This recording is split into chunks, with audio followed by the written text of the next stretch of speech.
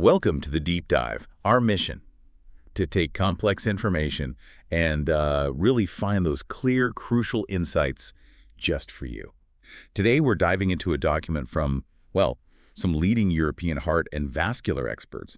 It's focused on managing diseases of the aortic arch. Yeah, and the aortic arch. It's, think of it like that big curve the main artery takes right after leaving your heart. It's sending blood up to your head, your arms. And basically the rest of the body eventually. Supercritical plumbing. Exactly. So when problems pop up here, understanding the issues, the treatment options, it's just paramount. We'll unpack what these experts are highlighting. Okay, let's jump right in then. What kinds of problems are we actually talking about in the aortic arch? Well, the document focuses mainly on two things. First, aneurysm. That's essentially a weakening, kind of a ballooning out of the vessel wall. Okay, like a bulge. Right. And the second is dissection. That's more like a tear inside the artery wall. It creates a sort of false channel where blood can flow.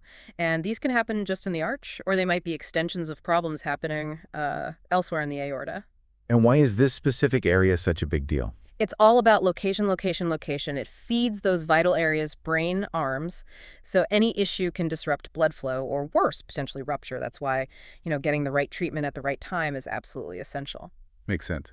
So how do doctors figure out if someone actually has one of these conditions? What's the diagnostic process look like? Imaging is really the cornerstone here. The document recommends pretty strongly computed tomography, angiography as the first choice. Right, the CT scan with contrast dye. Exactly. You get this incredibly detailed 3D map of the aorta. It lets doctors pinpoint the problem precisely. Now, magnetic resonance imaging, or MRI is also mentioned. It gives great detailed views too, but, well, it takes longer. So not always practical in emergency situations. Spot on. In emergencies, speed is often critical, so computed tomography usually wins out there. Okay, so you found the problem. Deciding how to treat it. That sounds complex, especially given the location near the heart and brain connections. Oh, absolutely. It's complex, and treatment decisions depend on so many factors. This is where the document really emphasizes the idea of an aortic team. An aortic team. Yeah, I think cardiac surgeons, vascular surgeons, radiologists, anesthesiologists, basically all the key specialists working together. And they make a big point about centralized care. Getting treated in specialized centers gets a Class 1 recommendation. Class 1. So that's a strong, this is recommended, right? Definitely. It means the experts agree that for these complex conditions, being in a center with a dedicated, experienced team leads to better outcomes. It's just that complex. So what are the ways they actually fix these problems? What options does the team consider? There are a few main approaches. There's traditional open surgery, opening the chest, directly repairing or replacing that section of the It's a major operation. Right. But then there's the endovascular repair. This is becoming much more common. It's less invasive.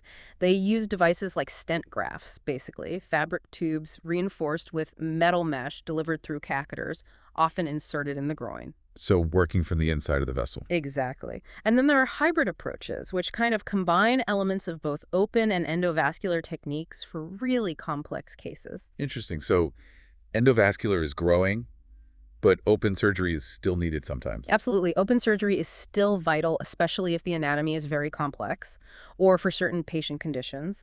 The document actually uses those class recommendations to guide these choices. For instance, it mentions considering treatment for an aneurysm just in the arch itself when it reaches about 55 millimeters. Yeah. That gets a Class 2A recommendation. Class 2A, meaning should be considered, Okay. So maybe act a bit earlier than for aneurysms elsewhere. Potentially, yes. It reflects the specific risks associated with the arch. Now, you mentioned the brain earlier. With surgery or even these endovascular procedures right near those critical vessels, what's the big worry? You've hit on a major point.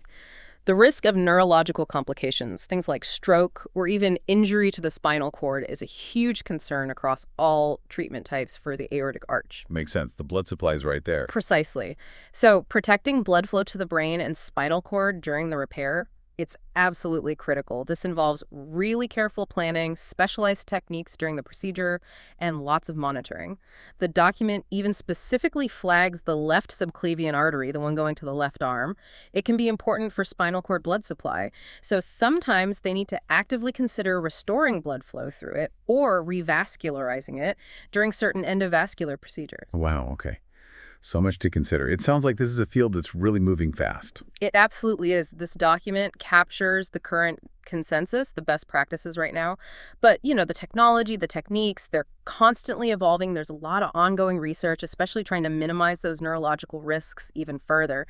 And that emphasis on the team approach really just underscores how intricate these diseases are. It truly is remarkable. Just thinking about the level of intricate knowledge and collaboration needed to repair this central highway of our circulation.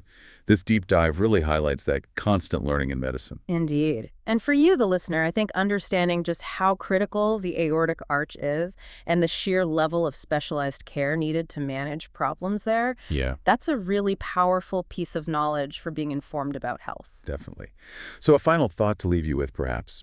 How does all this shared knowledge, this constant evolution driven by experts collaborating, ultimately trickle down and impact the care that might be available closer to home? Maybe even in your local hospital. Something to think about.